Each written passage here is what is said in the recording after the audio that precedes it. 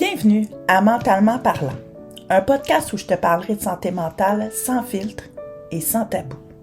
Mon but, changer ta perception des gens qui en sont atteints, t'ouvrir à l'inconnu, te sensibiliser à l'humain dans toute son entièreté. Mon nom est Alexandra Loisel-Goulet.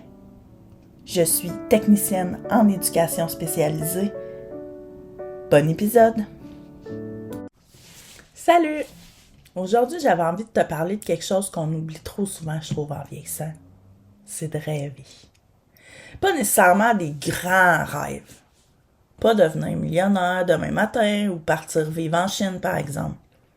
Mais rêver quand même. Avoir des envies. Des projets. Des petites affaires là, qui nous allument en dedans. Des fois, c'est pas le rêve qui nous sauve. C'est le fait d'avoir quelque chose qui nous fait avancer.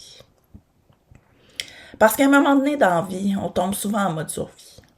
Le fameux métro boulot dodo, les grosses responsabilités, la grande fatigue, l'anxiété qui s'en mêle, puis les routines. Puis tranquillement, on arrête de se projeter. Je pense qu'il y a beaucoup de gens qui ne réalisent même pas qu'ils ont arrêté de rêver. Pas parce qu'ils veulent pas, mais parce qu'ils sont fatigués, découragés. Ou parce qu'à force d'être déçus, ils ont juste arrêté de croire que quelque chose pouvait changer. Puis ça joue énormément sur la santé mentale. Parce qu'avoir des projets, ça crée du mouvement à l'intérieur de soi. Ça va créer de l'espoir, même petit.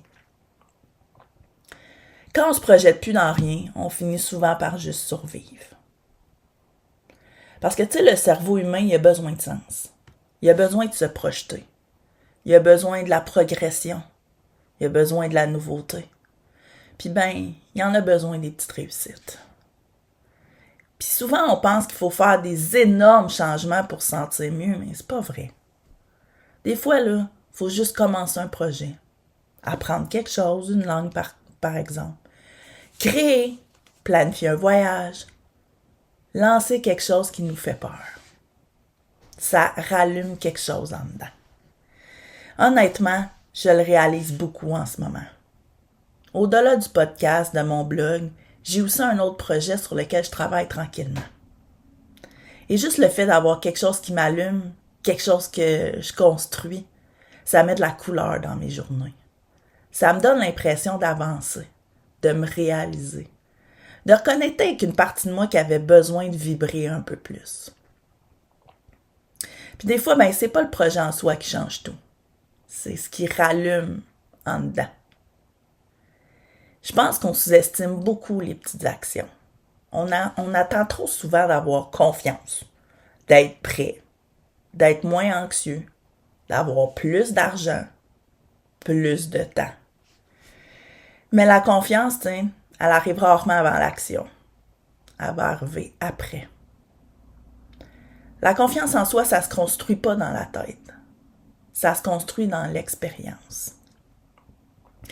Puis c'est à force de faire des petites affaires inconfortables qu'on va découvrir qu'on est capable, qu'on développe de la fierté, puis qu'on va se faire un peu plus confiance. Exemple, moi qui fais un podcast.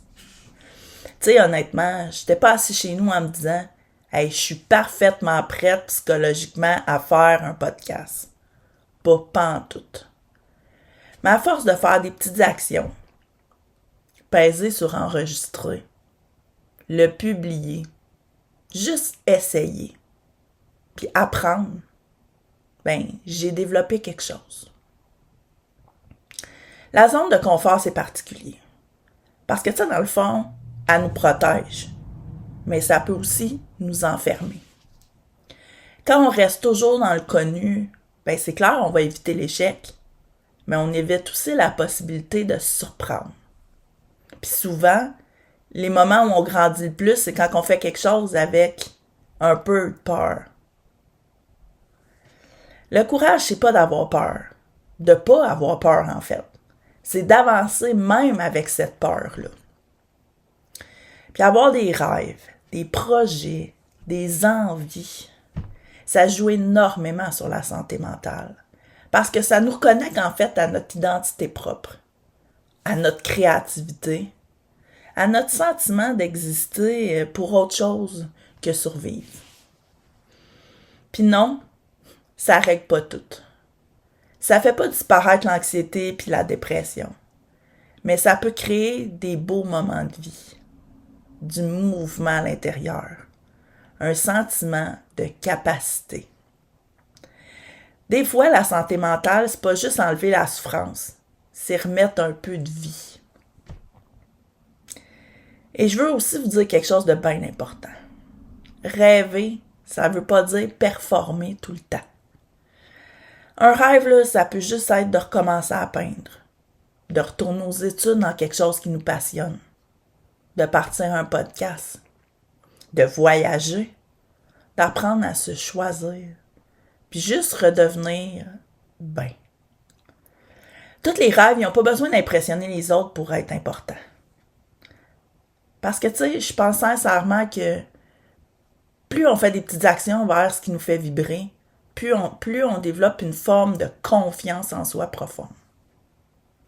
Pas une confiance fake, là, mais une confiance qui vient de « je l'ai fait même si j'avais peur ».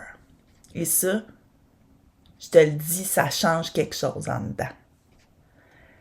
Si en ce moment-là, t'as l'impression d'être éteinte, perdue ou juste en mode survie, essaie peut-être de te demander qu'est-ce qui me ferait vibrer en ce moment, même petit, même imparfait. T'as pas besoin de transformer ta vie en une nuit, mais une action peut déjà commencer à la changer.